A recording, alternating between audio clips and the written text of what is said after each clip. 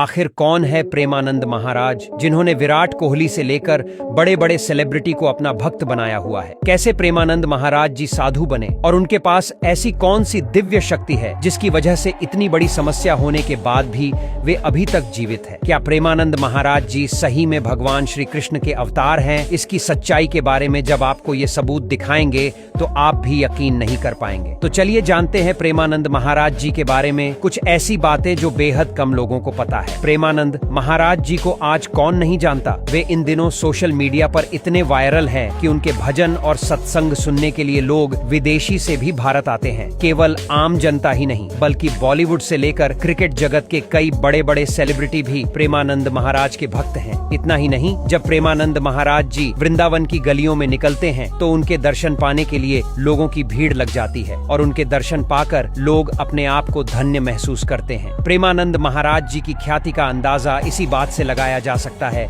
कि हर क्षेत्र के बड़े बड़े लोग उनके दरबार में हाजिरी लगाने आते जाते रहते हैं। लेकिन अक्सर सोशल मीडिया पर यह सवाल भी उठता रहता है कि आखिर प्रेमानंद महाराज हैं कौन? दरअसल प्रेमानंद महाराज जी का असली नाम अनिरुद्ध कुमार पांडे हैं, जो उत्तर प्रदेश के कानपुर के रहने वाले हैं। प्रेमानंद महाराज जी ने अपनी पढ़ाई अपने गांव से ही पूरी की है। उनके परिवार में शुरू से ही पूजा पाठ और धर्म के प्रति काफी आस्था थी। उनके पिता और दादाजी भी सन्यासी हुआ करते थे। प्रेमानंद महाराज जी बताते हैं कि उनकी माताजी भी सन्यासी हुआ करती थी। इतना ही नहीं, उनका पूरा परिवार साधु संतों की सेवा किया करता था और धर्म के प्रति लोगों को जागरूक करना उन्हें शुरू से ही काफी अच्छा लगता था। इसीलिए 5वीं क्लास पूरी होते ही उन्होंने सन्यासी बनने का मन बना लिया। लेकिन 8वीं क्लास तक उनकी पढ़ाई चलती रही और 9वीं क्लास में आते आते उन्होंने पूरी तरह से सन्यासी जीवन अपना लिया। लेकिन उनका ये फैसला उनके परिवार वालों को सही नहीं लगा और उनके घर वालों ने उन्हें ऐसा न करने की सलाह दी। लेकिन प्रेमानंद महाराज जी अपना मन बना चुके थे, इसीलिए उन्होंने आधी रात को अपना घर छोड़ दिया और बनारस चले गए, जहाँ उनका नाम आर्यन ब्रह्मचारी रखा गया। अपने ब्रह्मचारी जीवन की शुरुआत में प्रेमानंद जी महाराज भिक्षा मांगकर एक समय का भोजन किया करते थे। ऐसे में कभी उन्हें भोजन मिलता था और कभी कभी कई दिनों तक उन्हें भूखा रहना पड़ता था और वे गंगा जल पीकर ही अपनी भूख प्यास को शांत किया करते थे। लेकिन जब उन्हें एक संत ने भगवान कृष्ण और राधा रानी के रासलीला कार्यक्रम के लिए न्योता दिया और प्रेमानंद महाराज जी ने ये कार्यक्रम देखा तो वे मंत्र मुग्ध हो गए और उन्होंने वृंदावन जाने का फैसला किया। वृंदावन आकर प्रेमानंद महाराज जी घंटों घंटों तक राधा रानी के मंदिर में बैठकर उन्हें निहारत रहते थे और घंटों घंटों राधा रानी की भक्ति में लीन रहा करते थे। इसके बाद प्रेमानंद महाराज जी ने राधा वल्लभ संप्रदाय में जाकर शरणागत मंत्र ले लिया और अपने गुरु की 10 साल तक सेवा की और राधा रानी की भक्ति में ध्यान लगाते रहे। प्रेमानंद महाराज जी सत्संग भी किया करते थे, जिसमें वे लोगों को अच्छाई के मार्ग पर चलने के लिए काफी अच्छी बातें बताया करते थे। और इसी वजह से जब उनके वीडियो सोशल मीडिया पर वायरल होने लगे